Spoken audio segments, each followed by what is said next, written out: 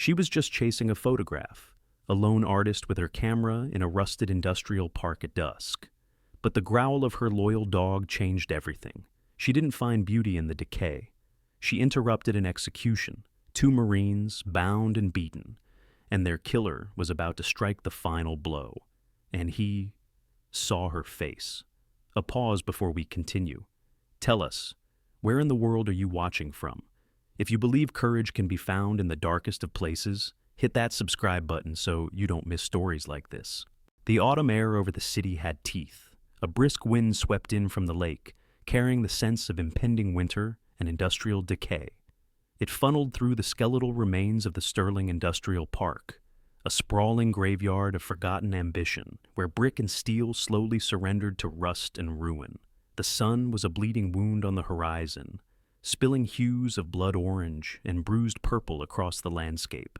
This was Ilara Vance's cathedral, dressed in her unassuming uniform, a soft, light gray t-shirt that did little to ward off the chill and well-worn jeans. She moved through the desolation like a phantom. At 24, her slender frame held a quiet resilience. Her blonde hair was pulled back in a messy bun, loose strands whipping across a face that was more striking than classically beautiful, dominated by eyes the color of a stormy sea. Beside her, a silent shadow matching her every step, was Kaiser. He was a magnificent German shepherd, nearly 5 years old, his sable coat a rich tapestry of black and tan. His gait was confident, his presence a steady, reassuring warmth against the encroaching cold. He was not a pet. He was her guardian, her confidant, the one constant in her precarious world. This defiant pilgrimage was fueled by a conversation from that morning. The voice of her agent, Mark, had been tinny and impatient over the phone. He was a man in his late 40s, once an aspiring photographer himself, but the years had sanded away his artistic edges, leaving only the sharp grit of commerce. Ilara, these photos of crumbling buildings are evocative. I get it, he'd sighed, the sound heavy with condescension. But evocative doesn't pay the rent. I have a wedding gig for you this weekend. Good money, bright, happy people. The implication was clear. Her art, her vision of finding beauty in the broken and abandoned, was a liability. The pressure was a physical weight, threatening to crush the very passion that defined her. The trip to Sterling Park was her answer. It was a hunt for the one image so powerful, so undeniable, that it would prove him wrong. She was framing the shot now, her Nikon feeling like a natural extension of her arm. A tangled mass of rebar clawed at the sky, a perfect silhouette against the dying light. "Stay, boy," she murmured, focusing the lens. But Kaiser didn't stay. He froze. It wasn't his usual alert posture. This was a chilling stillness. Every muscle in his powerful 90-pound body locked, and a growl, so low it was more a vibration than a sound, rumbled from deep in his chest. He ignored her soft command, his head swiveling toward a narrow, debris-strewn alley between two hulking warehouses. The air, once sharp and clean, was now thick with the foul stench of stagnant water, and something else. Something metallic and coppery. Despair. He tugged on the leash, a single insistent pull. "Kaiser, what is it?"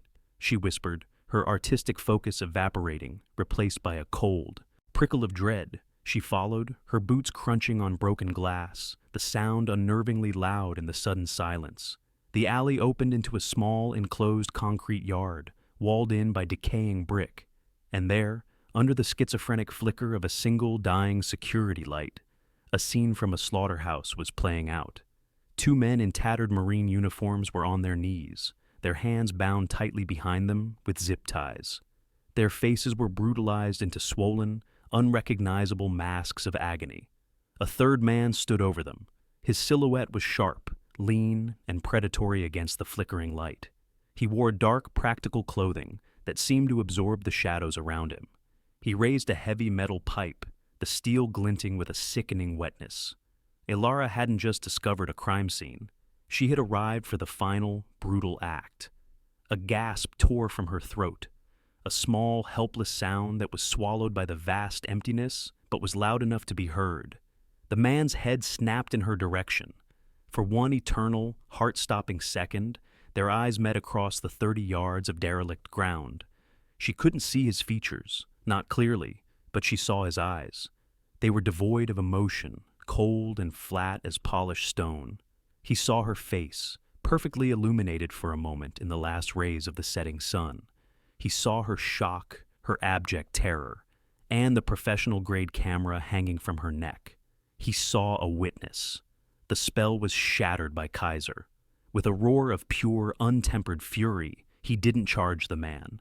In a brilliant, instinctive tactical move, he launched himself sideways, crashing into a towering pile of loose sheet metal. The resulting explosion of sound was deafening, a cacophony of screeching, clanging metal that echoed through the industrial park like a gunshot. The explosive noise startled the attacker, breaking his lethal focus. He glanced from the bound, helpless Marines to the alley where Ilara stood frozen. A problem, his posture seemed to say, to be solved later. With a fluid, economical movement that spoke of disciplined training, he melted into the deep shadows on the far side of the yard and was gone. Ilara didn't wait to see if he would return. Shaking so violently she could barely operate her phone, she scrambled behind a rusted dumpster, her voice a fractured whisper, as she relayed the horror to the 911 operator. Only when the distant wail of sirens began to cut through the wind did she dare to creep forward. She knelt in the dirt a few feet from the fallen Marines, her camera forgotten, her own life now irrevocably and dangerously entangled with theirs. Jack's thorn surfaced from a black, suffocating sea of pain into a world that smelled sharply of antiseptic. Every breath was a fresh agony, a reminder of the pipe striking his ribs. But the physical pain was a dull roar compared to the image seared into his mind, a pair of terrified sea-storm eyes, a flash of blonde hair in the encroaching darkness. His first coherent thought was not of himself, but of her. His concern was met with the weary professionalism of Detective Harding. Harding was a man in his late 50s, his face a roadmap of long nights and too many grim cases. He wore a rumpled tweed jacket over a tired shirt, the uniform of a man counting the days to retirement. He listened to Jax's frantic questions with a practiced calm that bordered on dismissal.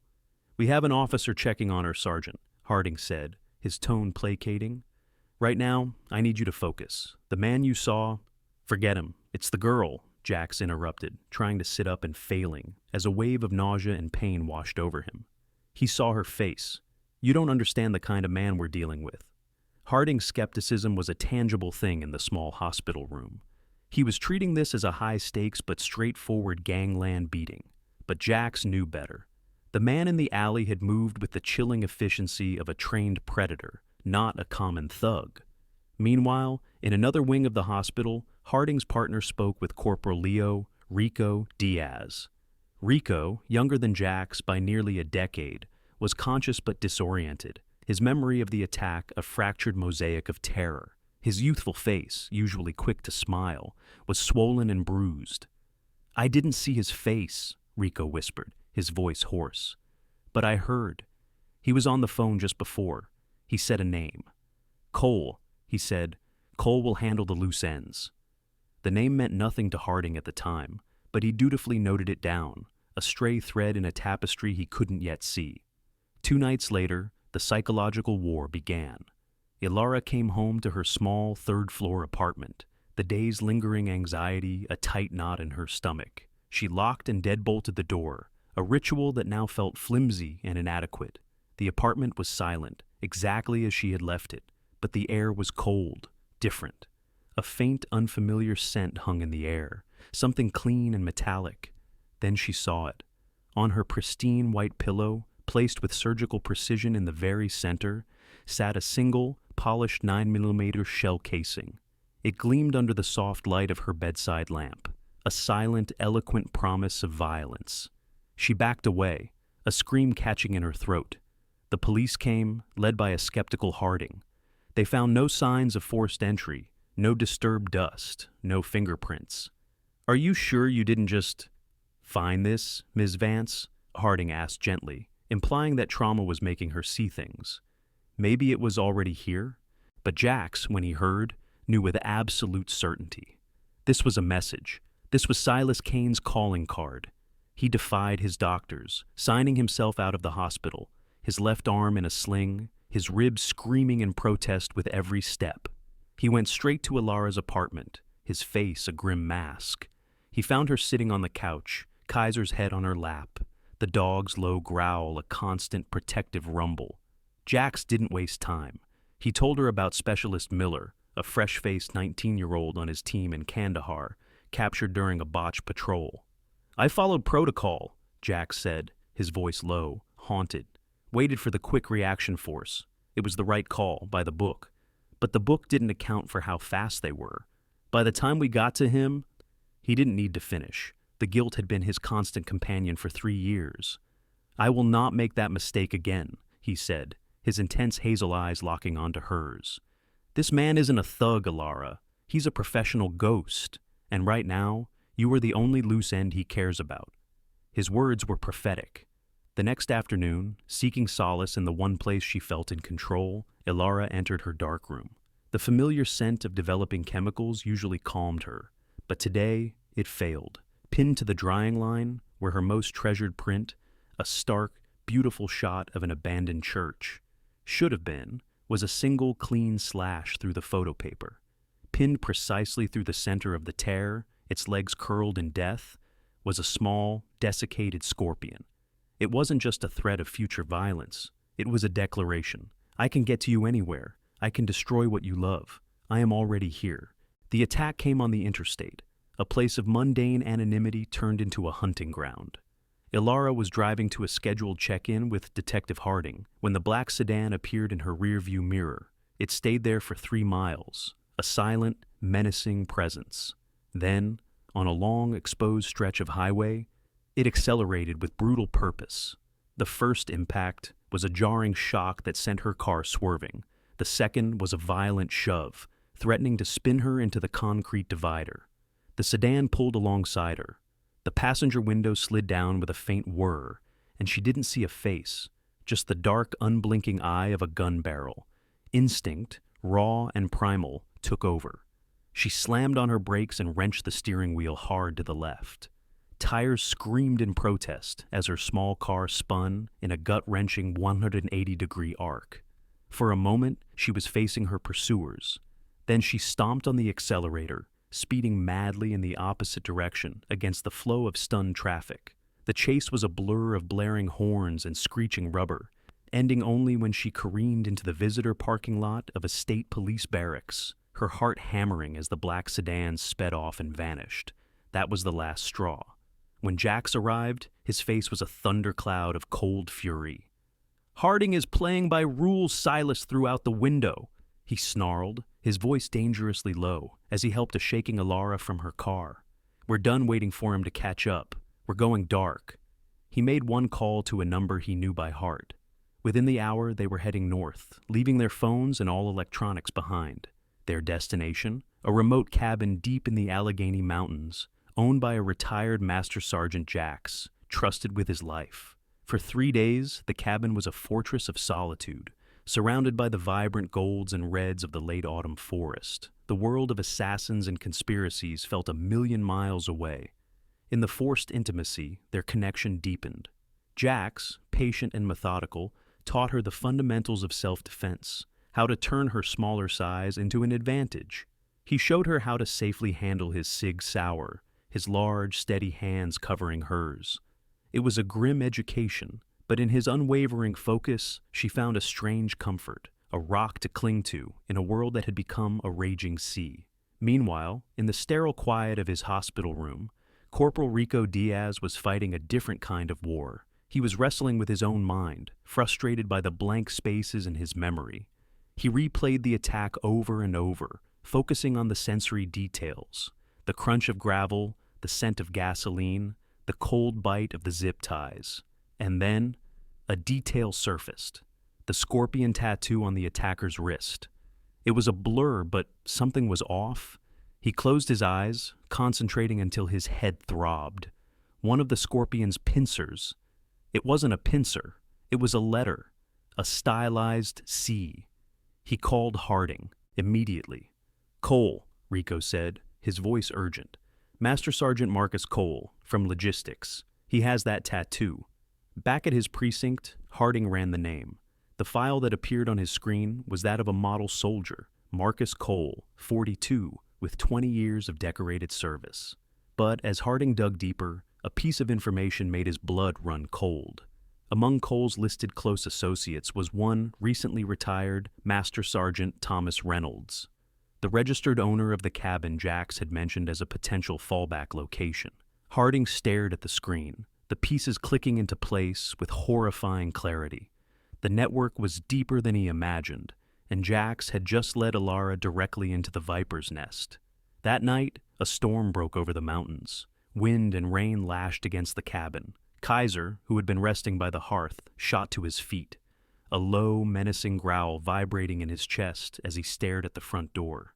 Jax was instantly alert, pulling Alara down behind a heavy oak table. He killed the lights, plunging the room into near darkness. Over the roar of the storm, they heard it, the soft, metallic click of the deadbolt sliding open. The door swung inward, framing a dark silhouette against a brilliant flash of lightning. Silas Kane stood on the threshold of their sanctuary.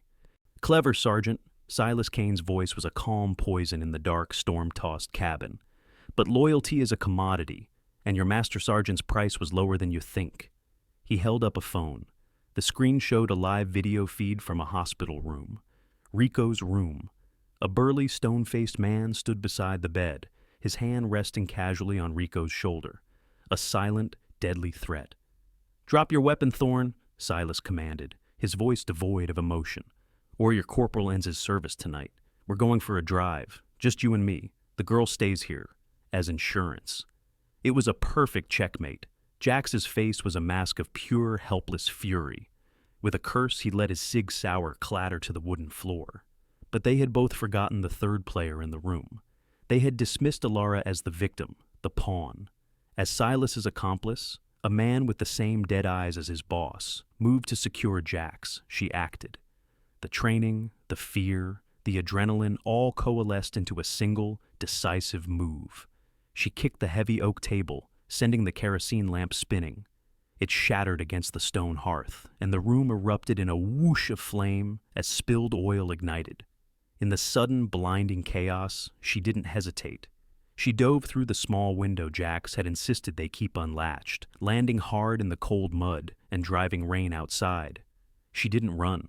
Her mind, honed by years of framing the perfect shot, of seeing details others missed, raced with a desperate clarity. She scrambled around the back of the cabin, remembering the layout Jax had drilled into her. The propane tank for the grill. "Silas!" she screamed from the darkness, her voice raw but steady. She held a heavy wrench she'd grabbed from the woodpile.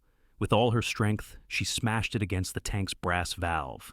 The hiss of escaping gas was immediate and terrifyingly loud, cutting through the roar of the storm and the crackle of the growing fire.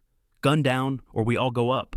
Silas froze on the porch, dragging a struggling Jax with him. He was trapped between a fire at his back, a hostage he couldn't control, and a new, explosive threat he hadn't anticipated.